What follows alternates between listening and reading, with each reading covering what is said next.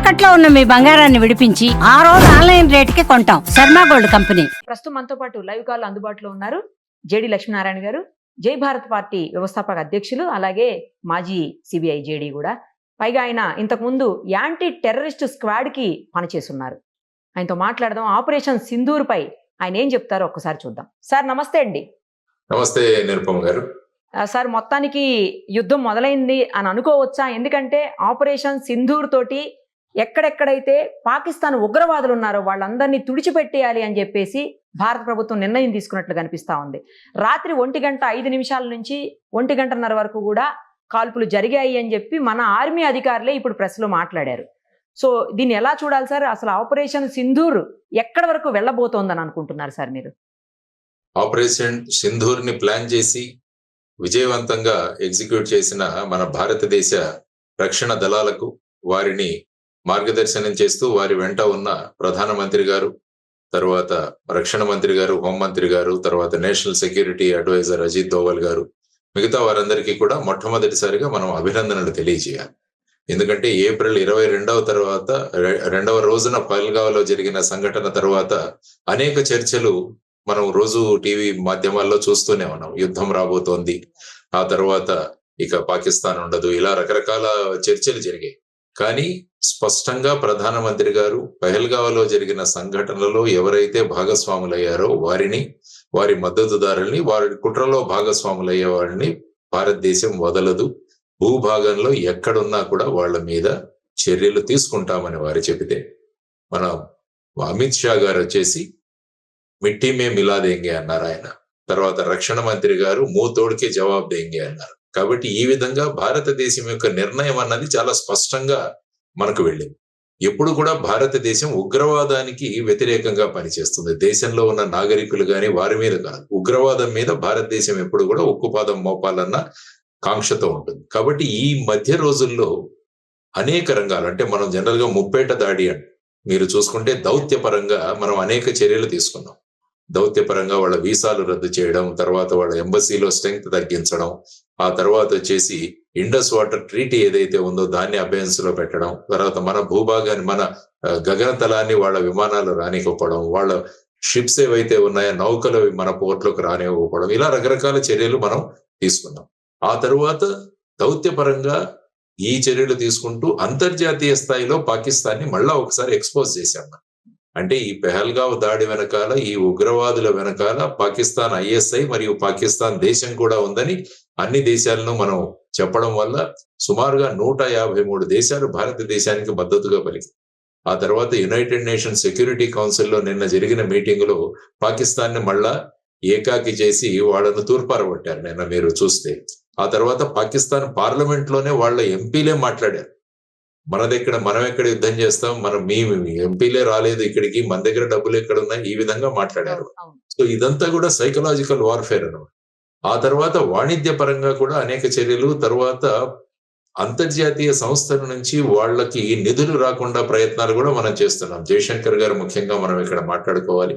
తర్వాత నిర్మలా సీతారామన్ గారు కూడా ఏషియన్ డెవలప్మెంట్ బ్యాంకుతో వాళ్ళతో మాట్లాడడం, తర్వాత FATF అనే సంఘటన ఏదైతే ఉంటుందో ఫైనాన్షియల్ టాస్క్ ఫోర్స్ అన్నది, వాటిని కూడా ఫైనాన్షియల్ యాక్షన్ టాస్క్ ఫోర్స్, అంటే ఏ దేశం అయితే ఉగ్రవాదాన్ని ప్రోత్సహిస్తుందో, మనీ లాండరింగ్ ను ప్రోత్సహిస్తుందో అటువంటి దేశాలకు బయటి దేశాల నుంచి, బయటి సంస్థల నుంచి నిధులు రాకుండా వీరు చేస్తుంటారు. దాన్ని గ్రే లిస్ట్ అంటాము, తర్వాత వచ్చేసి రెడ్ లిస్ట్ అంటాం. కాబట్టి పాకిస్తాన్ ఇప్పుడు గ్రే లిస్ట్ లో తీసుకురావాలన్న ప్రతిపాదన జరుగుతుంది. కాబట్టి ఈ విధంగా వాళ్ళని ఆర్థికంగా, ఆ తర్వాత మనం అందరం మిలిటరీ ఏం చేస్తుందంటే, ఈ రోజు ఉదయం మీరు అన్నట్టు ఉదయం 1:05 వారు వెళ్ళి ఈ విధంగా 9 స్థావరాలు, ఇంతకు ముందు బాలాకోట్ అన్న ప్రాంతానికి మాత్రమే పరిమితమై ఉన్నాం.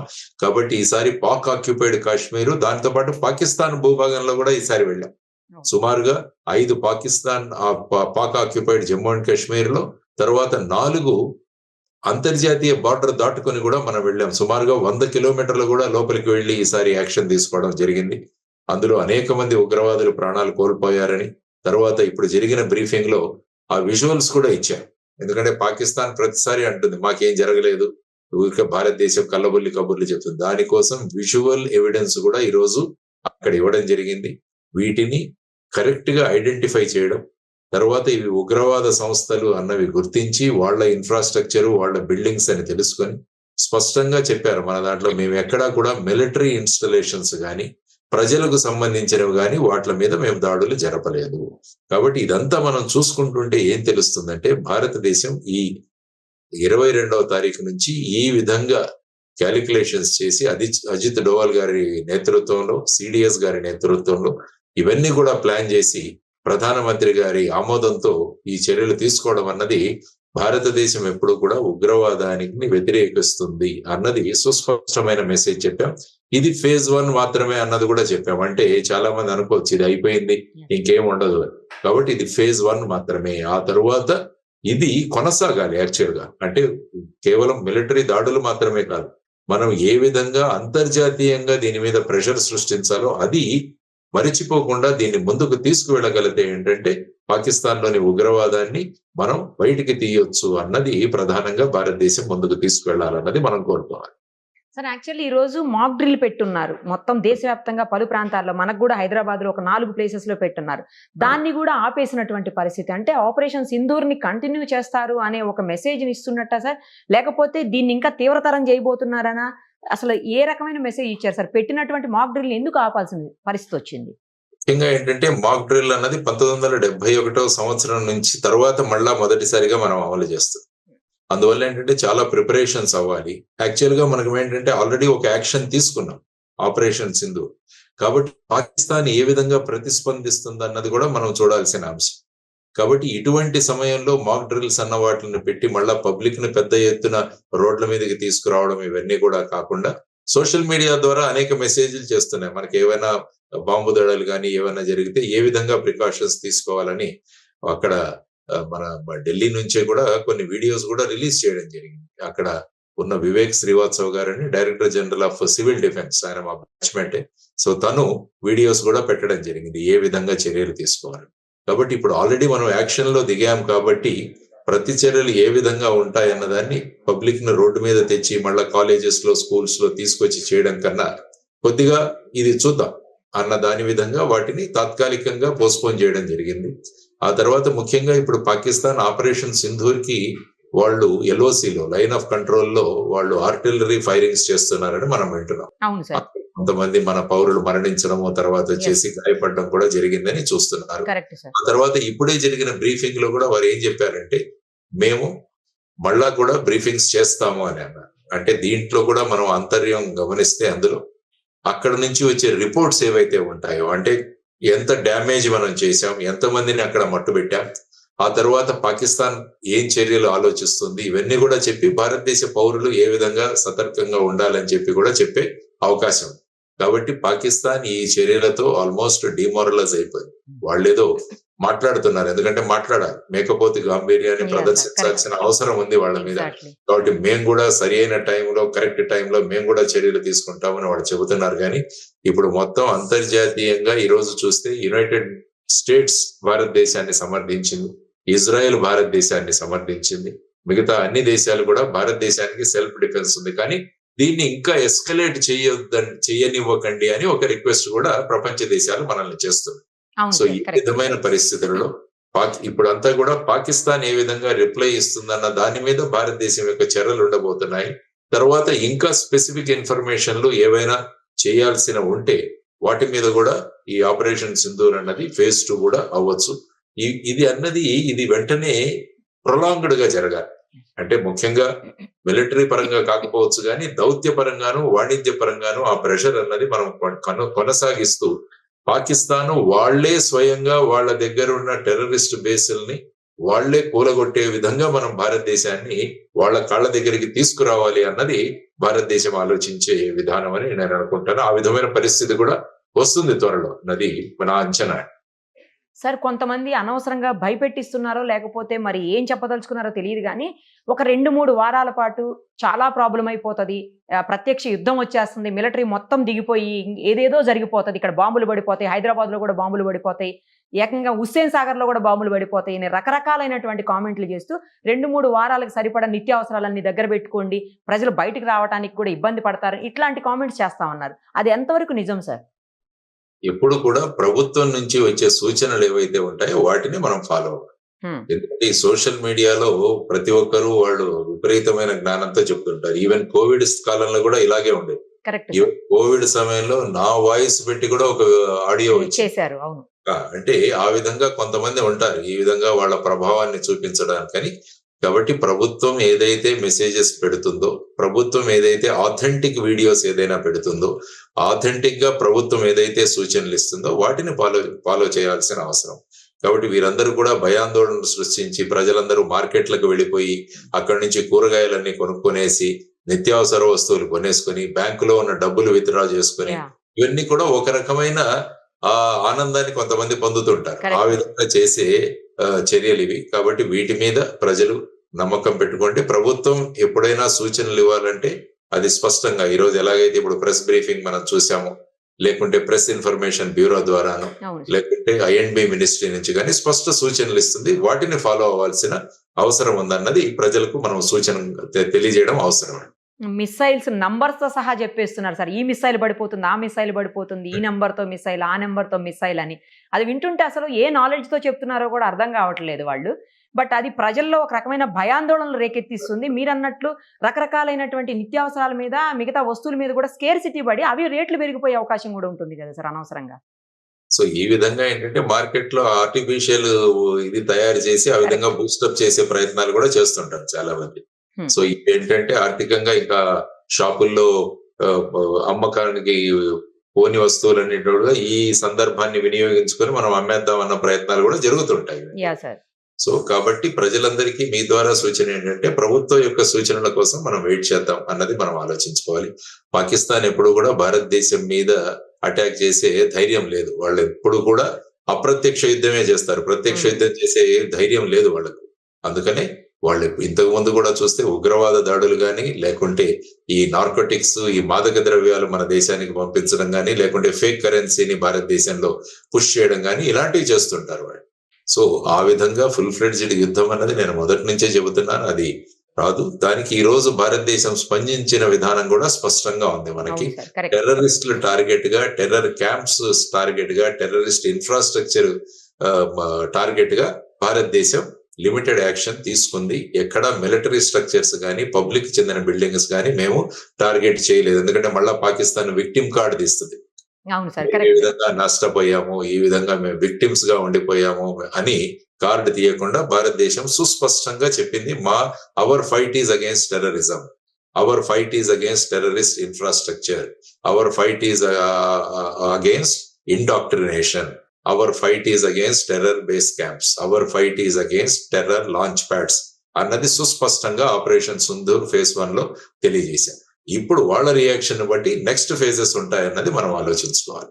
సార్, ఒకవేళ నిజంగానే ప్రత్యక్ష యుద్ధం వచ్చింది అనుకున్నా కూడా అది ప్రతి స్టేట్ ని, లేకపోతే ప్రతి సెంటర్ ని, అంటే లైక్ హైదరాబాద్, వైజాగ్ ఇలా, లేకపోతే బెంగళూరు, లేకపోతే చెన్నై, ఇలా అన్ని సెంటర్స్ ని కూడా ఇబ్బంది పెట్టేటువంటి పరిస్థితి, లేదంటే అన్ని సెంటర్స్ ని కూడా నాశనం చేసేటువంటి పరిస్థితులు ఉంటాయా సార్? అసలు ముందు వాళ్ళ విమానం మన భూతలం, మన గగనతలంలోకి రావాలి కదా.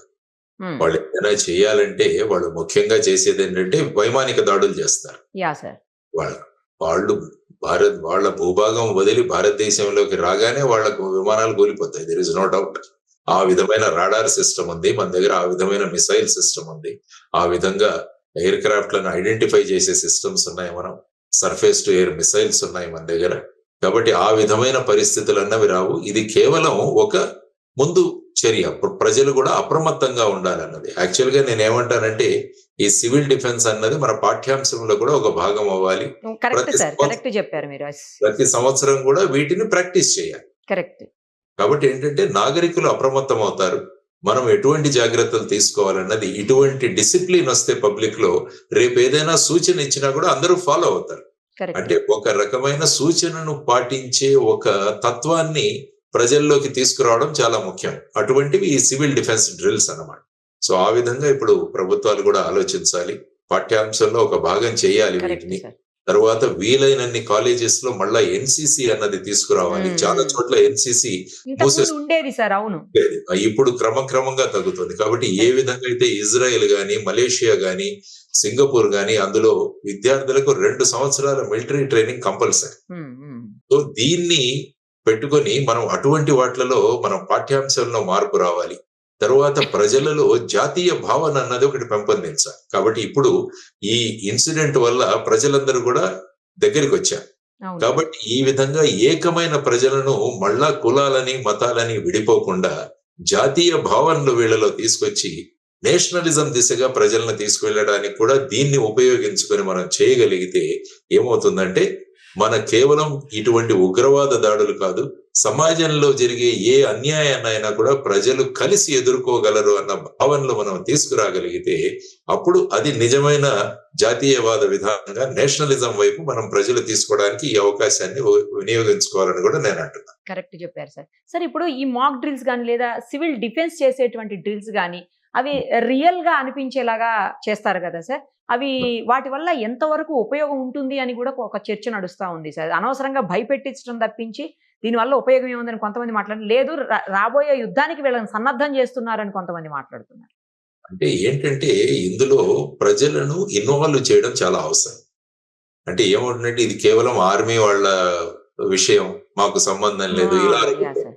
అలా కాకుండా ఒక దేశంలో ఉన్న పౌరులుగా మనం అందరం కూడా రెస్పాండ్ అవ్వాలి అన్న ఒక బాధ్యతాయుతమైన ప్రవర్తన.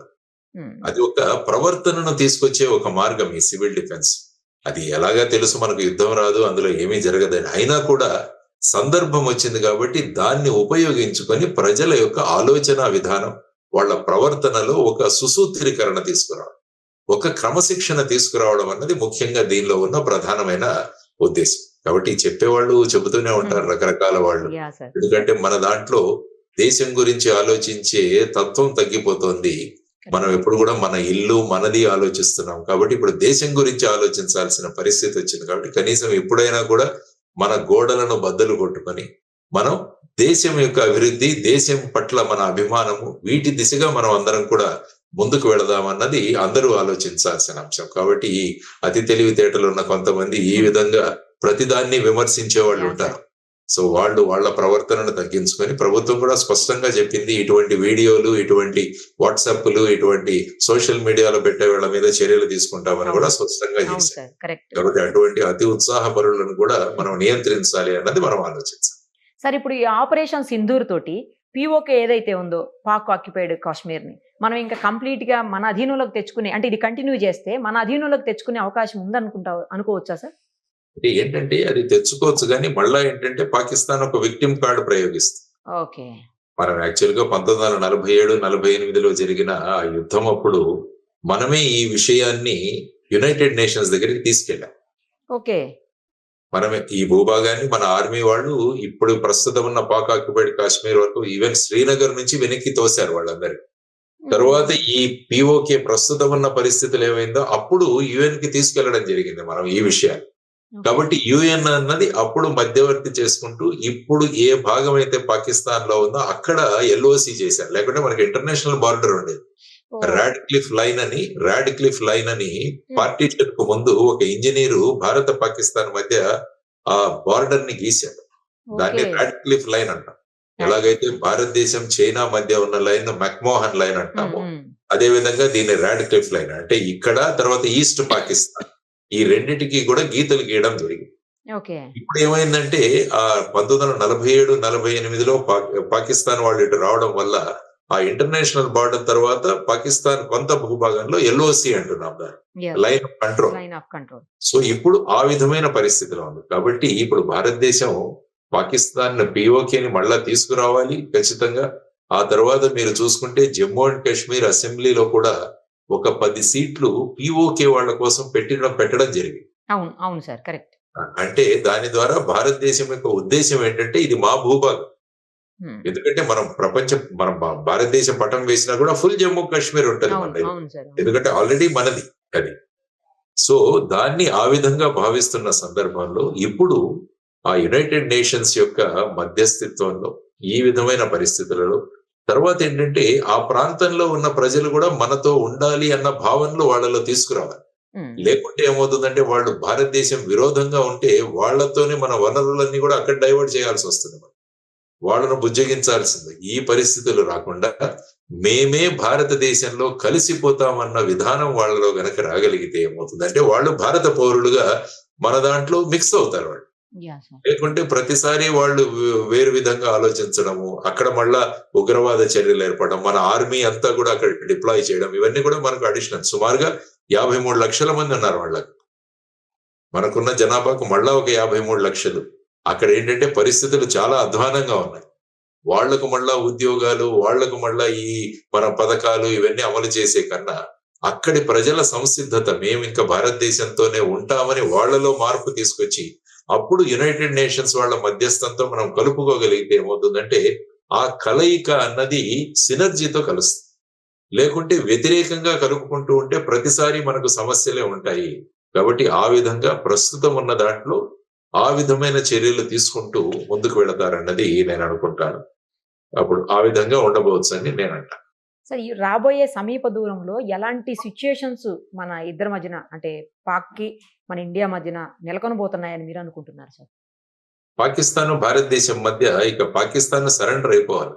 ఉమ్, పాకిస్తాన్ సరెండర్ అయిపోయి మా భూభాగంలో ఉన్న టెర్రరిజాన్ని మేము మట్టు పెడతామన్న దీనికి ప్రపంచ దేశాలన్నీ కలిసి పాకిస్తాన్ ని తీసుకురావాలి. ఆ విధంగా తర్వాత ఒక ఇంటర్నేషనల్ మానిటర్డ్ ఒక గ్రూప్ అన్నది ఏర్పడి వాళ్ళు నిజంగా చర్యలు తీసుకుంటున్నారా లేదా అన్నది కూడా మానిటర్ చేయాలి. లేకుంటే వాళ్ళు ఏం చెప్తారు, మేము అందరినీ మట్టు పెట్టామంటే ఉమ్, కుదరదు. ఎలాగైతే మనం ప్రపంచ దేశాల్లో ఉన్న ఒక ఫోర్స్ ని గనక మనం అక్కడికి తీసుకురాగలిగితే వాళ్ళ సూపర్విజన్ లో ఈ టెర్రర్ క్యాంపులు కానీ వీటన్నిటి మీద చర్యలు జరిగి ఎప్పుడైతే ఆ ఇంటర్నేషనల్ బాడీ సర్టిఫికేట్ ఇస్తుందో ఇక పాకిస్తాన్ లో ఈ విధమైన టెర్రరిజం లేదు, క్యాంప్స్ లేవని, అప్పుడు అది మనం నమ్మాలి. లేకంటే ఏంటంటే అక్కడ రక్త బీజుడు లాగా దాని నుంచి పుడుతూనే ఉంటారు. ఎన్నిసార్లు చేసినా కూడా వాళ్ళు పుడుతూనే ఉంటారు. కాబట్టి ఈ టెర్రరిస్టుల పుట్టుక అన్నది మనం టోటల్ గా ఎలిమినేట్ చేయగలిగితే, అది అందరి యొక్క కోఆపరేషన్ తో గనక చేయగలిగితే అప్పుడు ఏమవుతుందంటే పాకిస్తాన్ మీద ప్రెషర్ ఉంటుంది. ఆ దిశగా భారతదేశం దీన్ని ముందుకు కొనసాగించాలి అన్నది మనం అంతా కూడా కోరుకుంటాం. సార్ లేటెస్ట్ గా అమెరికా అధ్యక్షుడు ట్రంప్ చేసినటువంటి కొన్ని వ్యాఖ్యలు కూడా దుమారం లేపుతున్నాయి సార్. రెండు దేశాలు సంయమనం పాటించాలి, యుద్ధానికి పోవద్దు అని చెబుతూ రెండు స్ట్రాంగ్ కంట్రీస్ రోడ్డు మీదకి వచ్చి కొట్టుకోవటం కరెక్ట్ కాదు అనమాట. ఎవరు స్ట్రాంగ్ కంట్రీ ఇక్కడ, ఎందుకు పాకిస్తాన్ స్ట్రాంగ్ కంట్రీ ఈ రకంగా అయింది అని చెప్పేసి చాలా మంది దానికి నిరసన వ్యక్తం చేస్తున్నటువంటి పరిస్థితి. సార్ ఆయన ఎందుకు అలా మాట్లాడారంటే ఆయన ఉద్దేశం ఏం చెప్పదలుచుకున్నాడు ఆయన అందులో? ఎందుకంటే పాకిస్తాన్ అన్నది అమెరికాతో చాలా రోజులు దగ్గరగా ఉండేది. Yeah sir. ముఖ్యంగా ఆఫ్ఘనిస్తాన్ లో వాళ్ళు అక్కడ ప్రభుత్వాన్ని కూలదోయడానికి కమ్యూనిస్టు ప్రభుత్వాన్ని, అప్పుడు తాలిబాన్ అనే ఒక సంస్థను స్థాపించి పాకిస్తాన్ మద్దతుతో వాళ్ళందరినీ తయారు చేసి అక్కడ పంపించారు. అవును. తర్వాత ఈ తాలిబానే ఏకుకు మేకై కూర్చు. ఈ తాలిబాన్ వాళ్లే వెళ్లి మళ్ళా 2001 లో వాళ్ళ ట్విన్ టవర్స్ ని వాటిని అటాక్ చేయడంలో వీళ్ళందరూ ఉన్నారు. సో వాళ్లను మళ్ళా మట్టు పెట్టడానికి మళ్ళా పాకిస్తాన్ నే ఉపయోగించుకుంది అమెరికా. సో వాళ్లను ఆ విధంగా తయారు చేసిన వాళ్ళు మళ్ళా, ఎందుకంటే ఆ సమయంలో పాకిస్తాన్ యుఎస్ ఫోర్సెస్ వచ్చి ఆఫ్ఘనిస్తాన్ లో ఉన్నాయి తాలిబాన్ కు వ్యతిరేకంగా. సో అప్పుడు మళ్ళా ఏమైంది, ఫైనల్ గా ఇక వీళ్లతో వద్దని చెప్పేసి విత్డ్రా చేసుకున్నారు. కాబట్టి అమెరికన్ ఫోర్సెస్ ఆఫ్ఘనిస్తాన్ లో ఉన్న సమయంలో పాకిస్తాన్ వాళ్ళ మద్దతు ఉండింది వాళ్ళకి. కానీ క్రమక్రమంగా 2021 తర్వాత అది దూరం అయిపోయింది. జో బైడెన్ వచ్చిన తర్వాత వాళ్ళని విత్డ్రా చేసేసారు. సో దానివల్ల ఏమవుతుందంటే పాకిస్తాన్ చాలా దగ్గరగా ఉన్న దేశం, వాళ్ళకి F-16లు కానీ ఇవన్నీ కూడా చాలా సరఫరా చేస్తారు. F-16 విమానాలు ఏవైతే యుద్ధ విమానాలు ఉన్నాయో లేటెస్ట్, వాటన్నింటి కూడా పాకిస్తాన్ కి ఇచ్చి ఉన్నారు. సో అటువంటి పరిస్థితుల్లో పాకిస్తాన్ యొక్క అనుబంధాన్ని, వారితో ఉన్న అనుబంధాన్ని వాళ్ళంత త్వరగా తీసేది. అందుకనే రెండు దేశాల గురించి ఇరు దేశాలు మాకు మిత్రులే అని కూడా ట్రంప్ గారు మాట్లాడారు. ఇప్పుడు రెండు దేశాల దగ్గర అణ్వస్త్రాలు ఉన్నాయి కాబట్టి మీరు సంయమనం పాటించండి అని కూడా వారు చెబుతున్నారు. జనరల్ గా ఈ రెండు దేశాలు అణ్వస్త్రాలు ఉన్న దేశాలు ఈ విధంగా. తర్వాత ఏంటంటే ముఖ్యంగా భారతదేశం ఒక పెద్ద మార్కెట్ అమెరికా. సో ఆ విధంగా భారతదేశం కూడా ఈ మధ్య కాలంలో అమెరికాకు దగ్గర అవుతుంది. భారతదేశం యొక్క ప్రాముఖ్యతను కూడా అమెరికా తెలిసింది. ఎందుకంటే భారతదేశంలో ఉన్నవారే వాళ్ళ MNCs అందరికి కూడా CEOలుగా ఉంటున్నారు. భారతదేశం మీద చాలా ఆధారపడి ఉంటుంది. తర్వాత అక్కడి ప్రోడక్ట్స్ కూడా ఇక్కడ మార్కెట్ ఎక్కువగా ఉంటుంది. కాబట్టి భారతదేశాన్ని దూరం చేసుకోగలదు. కానీ ప్రపంచ దౌత్యం ఎలా ఉంటుందంటే అటు అమెరికా కావచ్చు, ఇటు చైనా కావచ్చు, ఇటు రష్యా కావచ్చు, వారి వారి ప్రాబల్యం పెంచుకోవడానికి వాళ్ళు ప్రయత్నం చేస్తుంటారు. అందుకనే వాళ్ళు పాకిస్తాన్ కూడా ఒక కార్డుగా పెట్టుకుంటారు. సో డైరెక్ట్ గా మేము వాళ్ళని రిజెక్ట్ చేయం. ఇవంతా కూడా వాళ్ళ ఇంటర్నేషనల్ లెవెల్లో జియో పాలిటిక్స్ లో ఇవన్నీ కూడా ఉపయోగిస్తారు. అందుకనే ఈ విధంగా చెబుతున్నారు వారు. కాబట్టి ఇరు దేశాలు కూడా ఈ ఎస్కలేట్ చేయొద్దు, దీన్ని పరిష్కరించుకోండి అని వారు అంటున్నారు. యునైటెడ్ అరబ్ ఎమిరేట్స్ కూడా అన్నారు, మిగతా దేశాలు కూడా కోరుతున్నాయి. కాబట్టి భారతదేశం ఈ రోజు మిలిటరీ చర్యలు చేసింది. కాబట్టి నెక్స్ట్ మిలిటరీ చర్య ఏదైతే ఉంటుందో అది పాకిస్తాన్ యొక్క రెస్పాన్స్ మీద ఆధారపడి ఉంటుందని మనం చూడాలి.